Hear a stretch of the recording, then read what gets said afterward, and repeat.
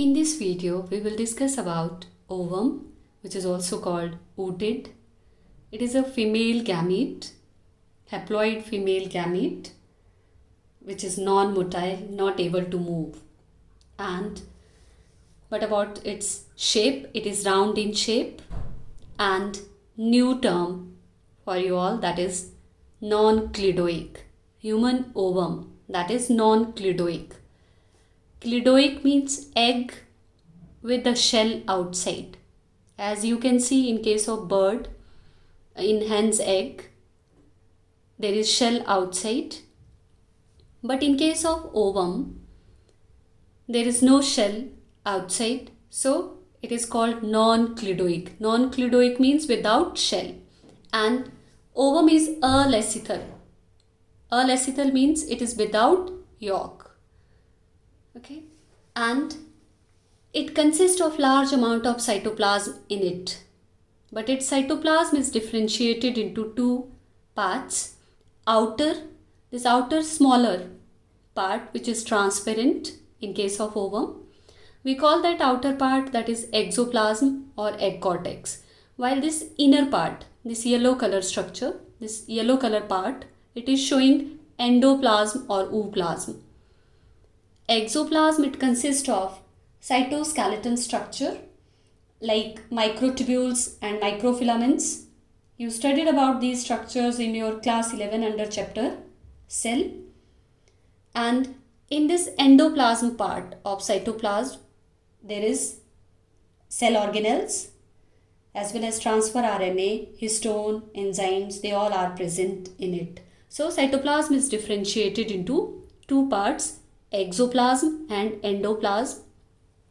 Its nucleus is eccentric. As you can see in this picture, that nucleus that lies away from the center, that not present at the center, it is away from the center. If nucleus is occupying this type of position or place within a cell, we call that nucleus eccentric. So in case of human ovum, nucleus is eccentric. It is blotted structure. Here the nucleus is blotted with nucleoplasm. In case of human sperm, there is no nucleoplasm and their nucleus that get condensed. Later on we will discuss the difference between ovum and sperm. So this is about cytoplasm. It is differentiated into two regions, outer part that is called exoplasm, inner part that is called endoplasm, and nucleus that is eccentric. The membrane of ovum, we call that membrane plasma membrane, this inner layer. Okay, it is plasma membrane or white line membrane. Outside the plasma membrane you can see green color space. Okay, to differentiate this space I used different color. So this green color space, it is showing peri-white line space.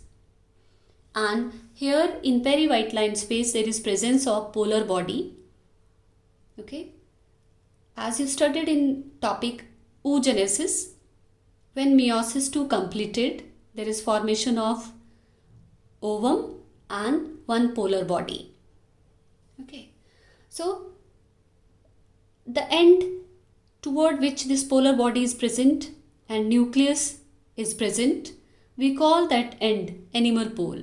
Means this ovum is showing polarity. Polarity means it has two poles, animal pole, the end in which nucleus is present, we call that animal pole, and opposite pole is called vegetal pole. Okay.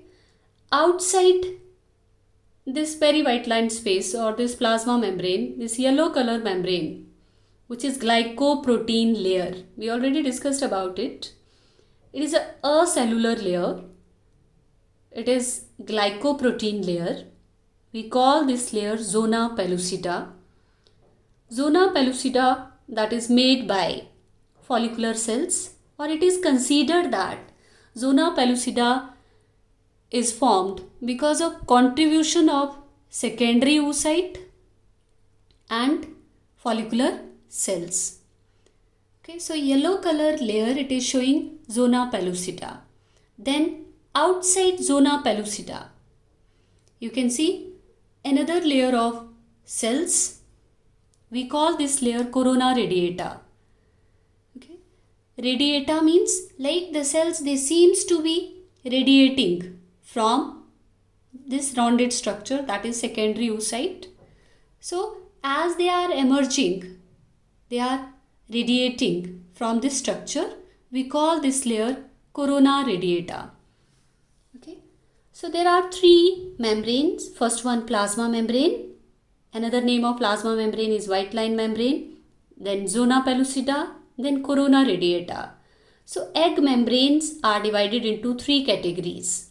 First one is primary membrane. In primary membrane, white line membrane is there, which is secreted by this cell, this ovum itself. Okay, that is called white line membrane or plasma membrane. Then secondary membrane, zona pellucida and corona radiata, they comes under this category. Zona pellucida, it is made by follicular cells, and corona radiata, that is made up of follicular cells. Okay, corona radiata, it is made by follicular. Zona pellucida is made by follicular cells, and corona radiata, it is made up of follicular cells. Means follicular cells, they get elongated, okay, and form corona radiata layer, and zona pellucida, that is made by equal contribution of secondary oocyte and follicular cells. So these two comes under this category, that is secondary membrane. And third category, that is tertiary membrane. Tertiary membrane is secreted by oviduct. Okay. Example of tertiary membrane, that is shell membrane. It is not present in case of human ovum, but shell membrane you can see in case of reptiles and birds, and it is secreted by oviduct in case of these reptiles and birds, but it is absent in human female ovum, that is female gamete. Types of eggs. We divided the eggs on the basis of yolk into 4 different categories or into 4 different types. If yolk is absent within the egg, we call that egg alecital egg. Example is human's ovum. And second, microlecital. Micro means less, or we can call it oligolecital egg. If inside the egg very small amount of yolk is present, we call those eggs microlecital egg or oligolecital egg. Examples are sea urchin, Amphioxus, marsupials, that is pouch bearing animals. Third category, that is macrolecital. We call the eggs macrolecital or polylecital when the egg contain very large amount of yolk inside them. Macrolecital egg are present in insects, reptiles and birds. They have sufficient amount of nourishment or food, okay, inside the egg. And fourth category is mesolecital. Meso, moderate. Those eggs in which moderate amount of yolk is present, they are called mesolecital eggs. Examples, annelids, lungfish and amphibians, that is frog. And on the basis of distribution of yolk, that how yolk is distributed inside the egg, we divided the egg again into different types. Homolecital eggs are those eggs in which small amount of yolk is there, but that is uniformly distributed within the cytoplasm. Microlecital egg, they have small amount of yolk, but if that yolk is uniformly distributed within the cytoplasm, then we call that egg homolecital. Examples are sea urchin, Amphioxus, and B, second type, that is telolecital, as the structure is an egg, and within the egg, if yolk is present towards one end, Okay, yolk is lying on one side.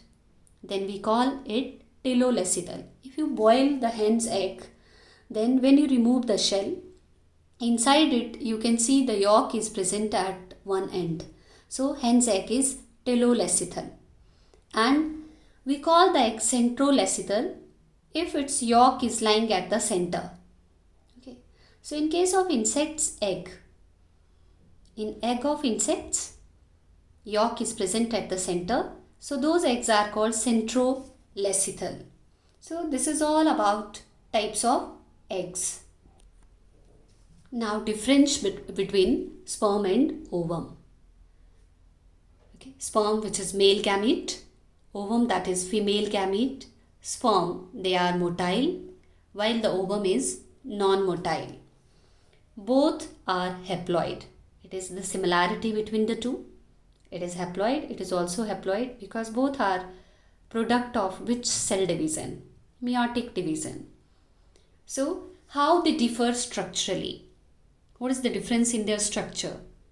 Sperm, it consists of 4 parts: head, neck, middle piece, tail. While in case of ovum, it is not divided into parts like sperm.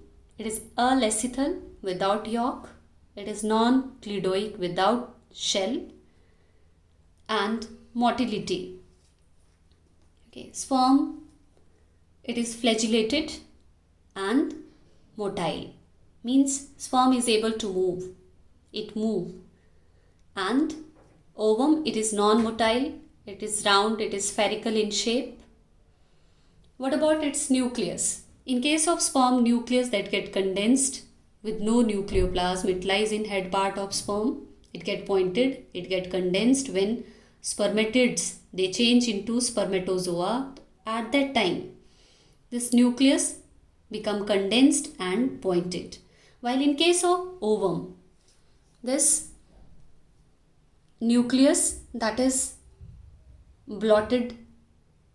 Okay, here the nucleus that lies at one end, it is blotted with nucleoplasm inside it, and cytoplasm. In sperm, small amount of cytoplasm is there. Okay, we already discussed in structure of sperm. While in case of ovum, large amount of cytoplasm is there, which is differentiated into 2 parts: egg cortex or exoplasm and endoplasm. Mitochondria, in case of sperm, compactly arranged and form a spiral like structure in the middle piece part of sperm. While in case of ovum, mitochondria is scattered in the cytoplasm. What about its membrane? What about its covering? So sperm, they are surrounded only by plasma membrane. This covering, this line is showing the plasma membrane. And in case of ovum, it is surrounded by a number of egg membranes, that is plasma membrane, zona pellucida and corona radiata. So it is the difference between sperm and ovum. Structure, it has 4 parts: head, neck, middle piece, tail. While this ovum, it is not differentiated into parts. It is spherical in shape. It is motile. It is non-motile. Nucleus is condensed, pointed here. Nucleus is in blotted form, lies at one end with nucleoplasm. Less amount of cytoplasm. It consists of large amount of cytoplasm inside it. It is covered by plasma membrane only. While this ovum, it is covered by number of egg membrane, that is plasma membrane, zona pellucida and corona radiata.